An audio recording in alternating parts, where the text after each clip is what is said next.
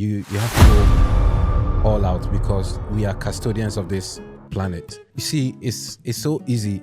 It's so easy to make money, profit. That's it. It's so easy. It's really easy. I think so many startups have gotten swayed by AI. First, it was fintech for Africa. Investors think in Africa we don't really have systems, and there are not clear-cut ways of monitoring. It's the environment. How enabling is the environment? On our first conversation with this young man who trains, he's a young graduate, and then he's gathered these kids in his community, and they come together to play football and then go to the farm after. There's a lot of clothing waste, general clothing waste. We have Kantamanto, which is one of the largest secondhand clothing markets, and you chose sneakers.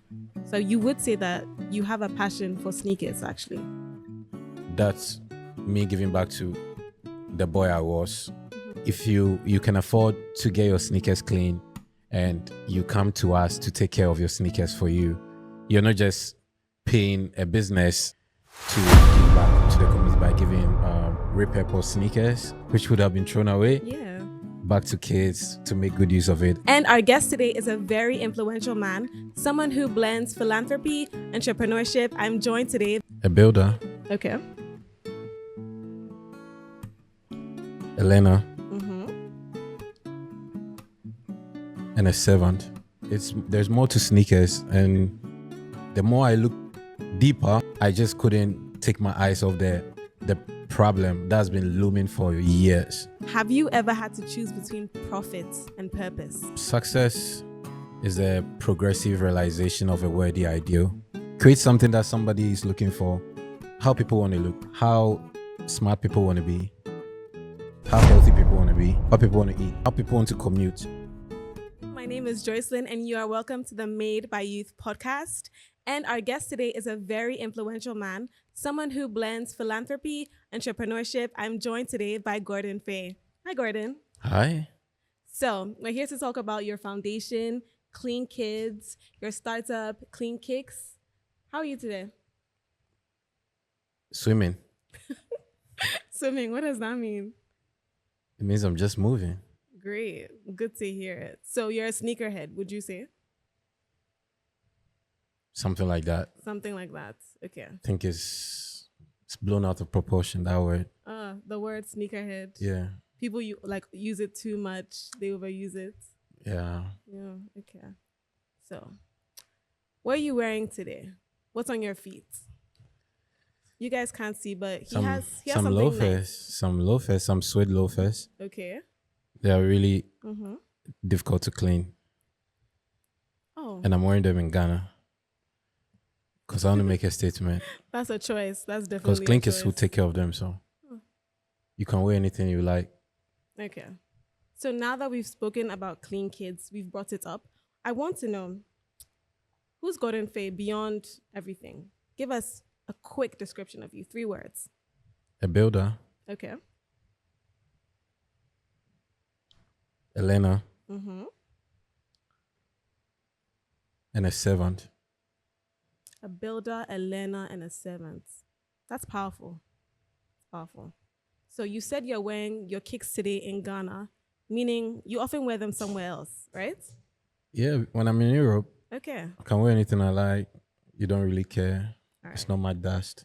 So our listeners and viewers may not know, but you're also based in Berlin. Why don't you tell us the story of your journey with Berlin and West Africa? Berlin is just a place where I had to get in a comfort zone to bring out what I started building in Ghana. Because you have the language barrier, you have the networking barrier, and you're far away from home. But it's easily become my second home. All right. So what specifically would you say chased you to Berlin? What in the community do you pick to bring back here to your home? Service. Germans are very serviceable people. It's like they're always they don't talk much. So to find your space in the community, you have to put in the work. Okay. How you how diligent you are with your work, your time, gives you a seat. It's not about talking. I see. That's very interesting. That's a lot to pick up. So you'd say that that hard working spirit would affect your work currently. Yeah, Okay. you can't put square pegs in round holes, you know. Interesting. So Okay. So why sneaker waste? Why was that such a serious point for you to take on in the journey of clean kicks? that's a good question. When you look at the value chain of like sneakers, right? We always just care about the end product, wearing it, looking good, but there's more to sneakers, and the more I look deeper, I just couldn't take my eyes off the problem that's been looming for years, Okay. for centuries. And that's sneaker waste. From the very first sneaker that was made, we were again creating waste. Wow. That's deep. So I just looked at it. I'm like, okay, it's not just about wearing sneakers. Then something needs to be done about this problem. And to be somebody who can take care of a certain problem, you'd have to be a match. Like your ability to take care of it has to be a match with the problem. I see. Because if you can't take care of something, you don't know how to do it, you wouldn't be able to make it happen. So That's true. I think the journey did the final work when it comes to me looking to tackling sneaker waste. I see. Because there's a lot of clothing waste, general clothing waste. We have Kantamanto, which is one of the largest secondhand clothing markets, and you chose sneakers. So you would say that you have a passion for sneakers, actually. I do. I love sneakers. Actually, when I was just a little boy in maybe primary school, Yeah. I mean, we've been an okay family, but I only had one sneaker. And like I'll wear that to school, to church. Do you remember the brand? No, it was just black sneaker. I don't even. It didn't have a name, sort of, but it did the work. Yeah. It had this hard leather on top, and then the base was a bit of like rubber, and was all black, and I could wear it everywhere. And then that's when it really clear. I'm like, I should be having like, I should be able to change it, because I remember friends would call me to a party. I'm not coming with that same sneaker, Yeah. you know, because I'm very much aware of it, but I didn't care, because I knew it wasn't that important until fast forward. I'm in uni, I'm in the university, and my brother, Charles Jerry, my brother playing football, doing very well. A lot of sneakers being thrown at me.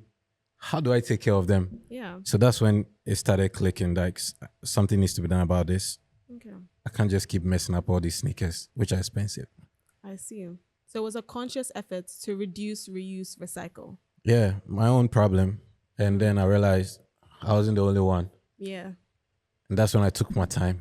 Because from 2020, that's when it really hit me to do something about it. I always knew that I had this problem from like 2012 coming. But 2020 was, I think COVID did it. I'd had so much time with myself that I couldn't escape it again. I see. You couldn't go out. Yeah, that's true. So during the lockdown, what were your early challenges, to start this business? It was just you alone with your thoughts, your plans. Tell us. Yeah. So during lockdown, it was a season of bonding for my family, because we had this small football pitch at the back of our house, and we play a lot of football. But then you away from football, which was the only thing we could do in the house, it started screaming at me that do something about this. And that's when I started looking into it. It didn't take that long, because it wasn't my first rodeo being an entrepreneur. I'd already worked on Dimensa, and this was like, okay, I knew what I had to do. But the more I tackle it, it's not like food. Working on sneakers is not like food. For food, when you get the ingredients and you cook, you get people to eat it, right? Yeah. But sneakers are different. They are a type of fashion accessory or tool, which is very delicate in a way, because and it's a bit ambiguous. There's an ambiguity to the sneaker value chain where you wearing it, right? It looks good on the first day you had it, Yeah. and then all of a sudden it's so dirty and you don't know how to clean it. If your clothes is dirty, you just can toss it in the washing machine or use your hand to wash it, and you're good. You can keep your sneakers. It becomes see. tough, So right? the thought of sneaker maintenance. Exactly. So then has to be specialized way of cleaning this, All right. and it doesn't. And then it's like entering a rabbit hole. You realize it doesn't end there, I see. and I love to do. And so I just found the right people. I started building the team.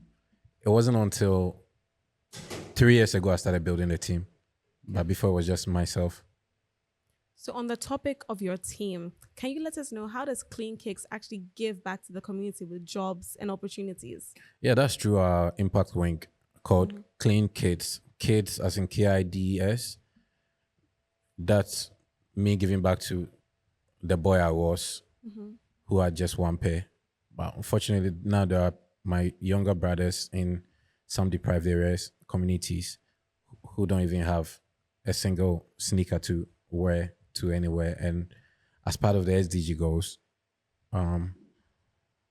something had to be done about it. And so giving back to the community, concurrently, we are working on Clean Kids Foundation, working with some impact organizations currently to give back to the community by giving repurposed sneakers, which would have been thrown away, back to kids to make good use of it. And then that place will start our collection program, because I can't just hand sneakers to kids and after they can toss it in landfills when they don't want to wear it again. And that's where the next phase comes in. Then we take them back, we replace them, take them back, All right. replace them. Great. So the name Clean Kicks, how did that come about? Because you have Clean Kicks and Clean Kids. That's a big play on words, and it's clean with a K. Same sound, Yeah. same ideology, same initiative. And so if you can afford to get your sneakers clean and you come to us to take care of your sneakers for you, you're not just paying a business to make money. You're actually contributing to that social change that we're doing on the other side. But also we do understand that your sneakers are your prized assets, and then it needs professional attention. So that's where we come in. So when you launched this business, what was the initial reaction? Your friends, your family, how did they want to support you? And your customers? Yeah, for me, when building, I don't really focus on anyone. I just stay focused on the vision, right? It's not just for a few people, but I know you always start with family and friends, right? They've been supportive. It's been amazing, but we're really getting deep into touching base with the real people with the real need. Yeah. And so to get to the masses, and it's been exciting. I'm glad. So you understood like the market's value, what people needed. That's awesome. That's great. Now let's move on to the Clean Kids Foundation. You spoke about repurposing these shoes for the children in need. Can you tell us what is one story that's really impacted you in your philanthropic journey? Well, there's this group called Palsy Go-Getters in Northern Region, who got introduced to me by one of my SDG partners. I see. Who is in Seattle. And upon our first conversation with this young man who trains, he's a young graduate, and then he's gathered these kids in his community, and they come together to play football and then go to the farm after. Wow. So they have their whole sort of agriculture project. And these guys, you can already picture it. They probably have one pair of sneakers just like I did. And they use same for football. They use same to go to the farm. They use same to go to class. And this really touched something in my heart to continue doing it, because they are one of our partner initiatives that we're looking to collaborate with. In your opinion, do you think businesses should be responsible for their communities and community growth? Because you said that you love the SDG goals and you're actually working on one. So what do you think on that? Yeah, it's supposed to form a chain, right? Yeah. if the community is giving back to you as a company by supporting you, by purchasing your products, giving you that growth, it's only right to kind of like hand back and give back to the community. And so the more the industries are growing, same as livelihoods has to get better. And so I feel like there has to be that synergy, and it has to be done. No one should hold back. Don't start doing well and hold back on the community. So on the topic of doing well, I have a question. Have you ever had to choose between profit and purpose? No, No? not yet, and I don't think I will, because you see, it's so easy. It's so easy to make money. Profit. That's it. It's so easy. It's really easy. Wow. Anyone can make money. It's so easy. You just have to do something that somebody wouldn't want to do, create something that somebody is looking for, how people want to look, how smart people want to be, how healthy people want to be, what people want to eat, how people want to commute. How many so far? 5. Yeah. There are so many ways you can make money, but there's so little you can do. And so it has to be purpose. And you have to go all out, because we are custodians of this planet. And I know it's going to sound a little bit hoo-ha. What's this guy saying? Yeah. But look I mean, around we you. live here. We're taking care of it. Yeah. We, This is our home. we have to. Yeah. And when you take care of it, it takes care of you. That's a beautiful saying. When it takes care of it, it takes care of you. I love that. Can you say that again? When you take care of it, Yes. it takes care of you. Period. We love to see it. Awesome. So we're moving on to success. Would you say this is your success story? And how would you define success? Success is a progressive realization of a worthy ideal. Anyone who knows what they're doing, where they are going, is already successful. So the teacher, the farmer, the one who said they'll wake up and go to work on the farm, the one who decided to take care of people who are not feeling well, the one who decided to just sleep for a living, they are all successful. Because if only they know where they are going and what they're doing. I see. Okay. My next question is about tech startups. How are you blending the world of startups with the eco-friendly nation of Ghana? Yeah, I think a lot of startups coming up should really focus on sustainability projects. I think so many startups have gotten swayed by AI. First, it was fintech for Africa to get the attention of like the VC world out there, the investors. It was fintech, and now the looming problem has to do with sustainability and logistics. It's so difficult getting one product from one end to the other, and so yes, some startups that I've seen currently doing well has to do with Zippy, Shark Express. All these guys are currently championing a certain kind of agenda to make logistics better, right? And sustainable logistics, if I should say, because they're using EV bikes, and these are not really polluting the environment, less carbon emissions, So these startups have to be very critical on the offerings that they give in to people. Okay. So thank you for that, for shouting out Sharpress. And we wanted to know what the differences between Berlin and Ghana when it comes to startups, since you've been both places. Wow, that's a good question. That's a good question. The difference is glaring, it's huge. Wow. It's the environment. How enabling is the environment? Yeah. There is access to capital, access to resources, access to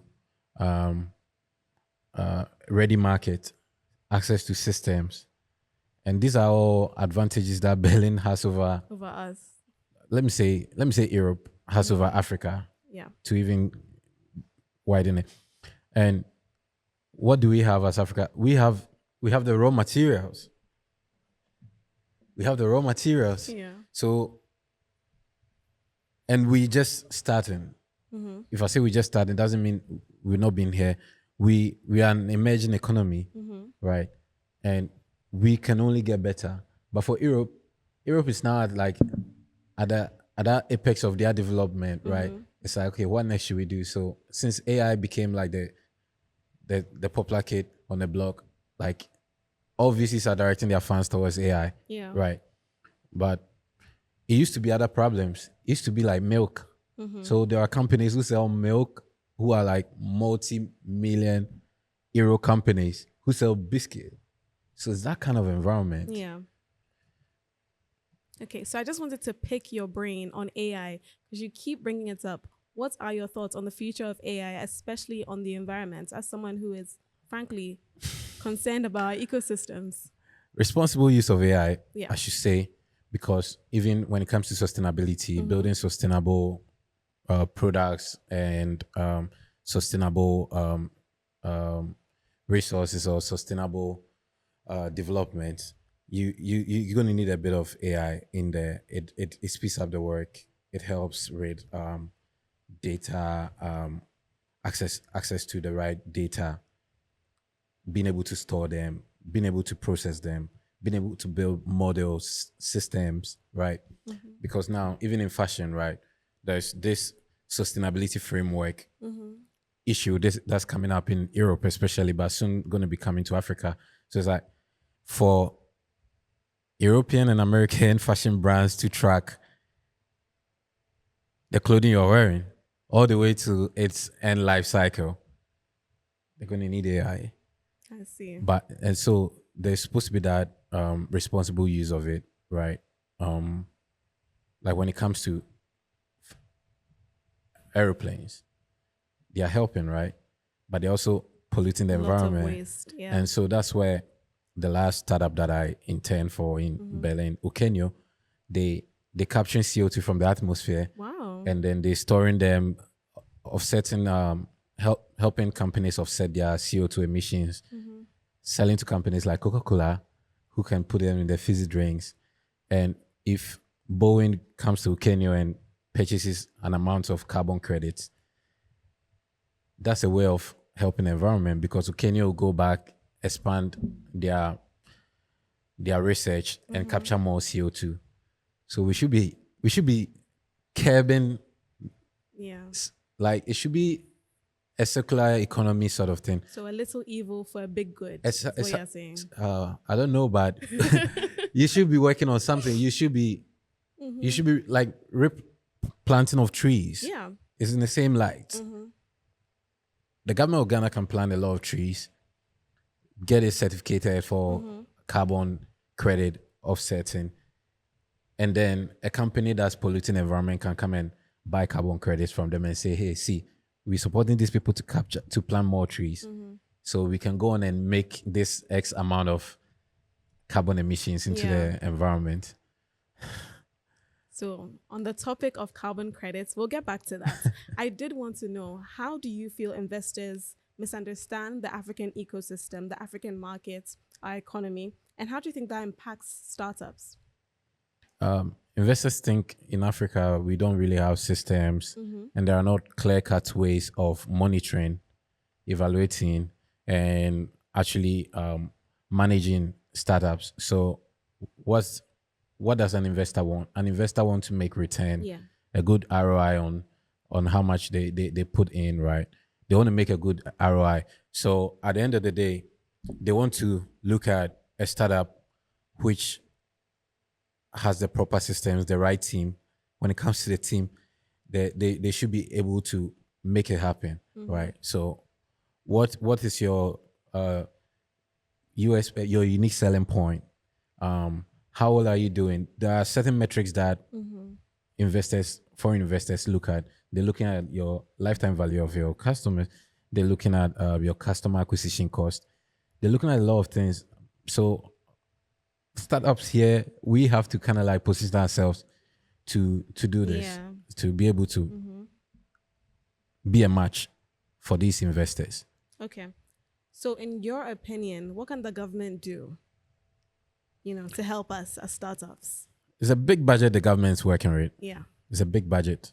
We could start with creating an enabling environment.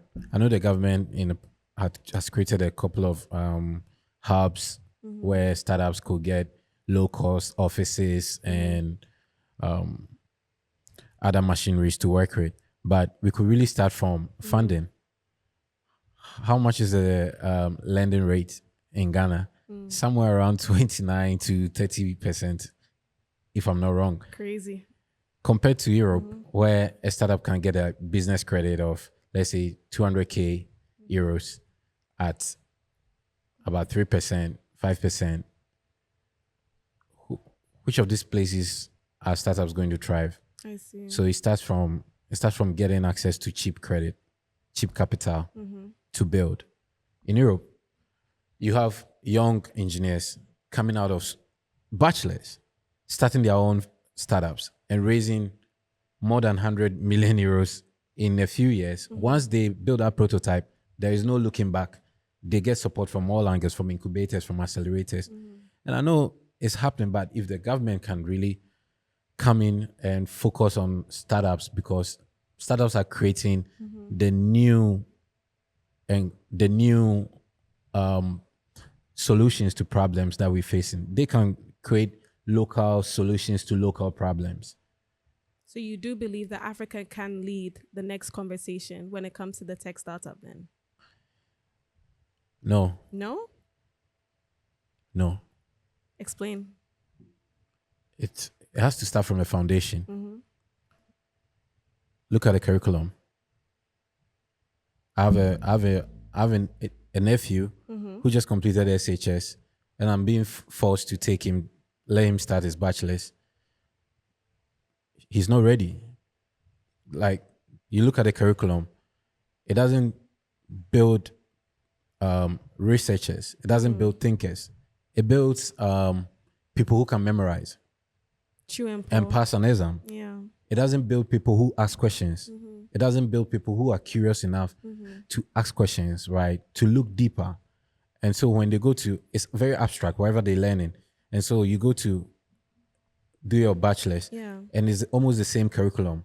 Almost come first, get good grades, or you're not going to be successful. So there's a lack of research-based education. Yeah, a lot of engineers who have studied in the universities in Ghana, how many of them have projects that they've started, which is solving a particular problem in the environment? We have a long way to go. We need to start from the very foundation. I see. Wow.